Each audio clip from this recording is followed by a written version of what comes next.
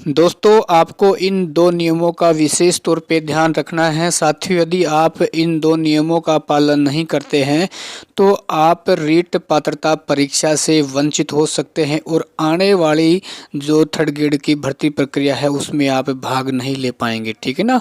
तो जो साथी रीट पात्रता का एग्ज़ाम देने जा रहे हैं, वो इन 2 नियमों का विशेष तौर पे साथियों आपको ध्यान रखना है। ठीक है?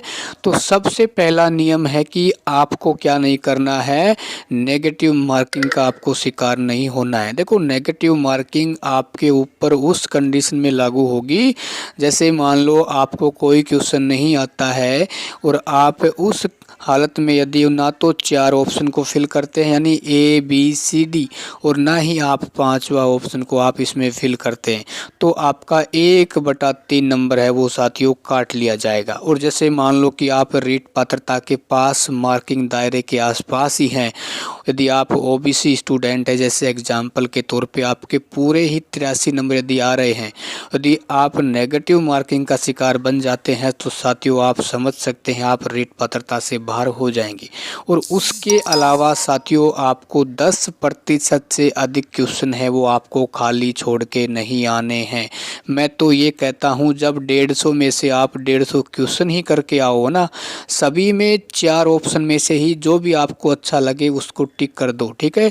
आपका कोई भी नेगेटिव मार्किंग नंबर नहीं कटेगा। हाँ, बस उसी हालत में कटेगा जब ना तो आप 4 ऑप्शन में से कोई सा भी ऑप्शन फिल करेंगे और ना ही 5वां ऑप्शन फिल करेंगे, तो उस समय आपके ऊपर नेगेटिव मार्किंग लागू हो जाएगी। अब काफ़ी साथियों के कमेंट्स आएंगे कि जैसे सर मान लो हमने 150 क्वेश्चन में से हमको 100 क्वेश्चन बिल्कुल हमारे राइट हैं, लेकिन हमने 50 जो क्वेश्चन है उसमें तुक्का लगाया है, तो क्या हमारे वहाँ नेगेटिव मार्किंग कटेंगे? साथियों, बिल्कुल भी नहीं कटेगा, क्योंकि आपने तुक्का लगाया है ना, तो आपको तुक्के में भी कुछ ना कुछ नंबर वहाँ मिल जाएंगे। भाई ऐसा तो है नहीं कि भाई 50 के 50 तुक्के आपके फेल हो जाएंगे। ठीक है ना? तो इस नियम का आपको विशेष तौर पे ध्यान रखना है। और उसके अलावा साथियों, एक गलती आपको ये नहीं करनी है कि जिन साथियों ने अभी जैसे रीट पात्रता फोरम है, एक से अधिक फोरम नहीं भरने। कई साथी क्या है, अनजाने में एक से अधिक रीट पात्रता का फॉर्म भर देते हैं, तो उस कंडीशन में बोर्ड है आपका जो ये फॉर्म है वो निरस्त कर सकता है। इस चीज़ का आपको विशेष तौर पे ध्यान रखना है। ठीक है ना? तो ये ऐसा नियम है साथियों, अब की बार काफ़ी साथी इसके शिकार होने वाले हैं, खासकर नेगेटिव मार्किंग वाले, यानी 5वां ऑप्शन। ठीक है? तो 5वां ऑप्शन को आपको फिल बिल्कुल भी नहीं करना है।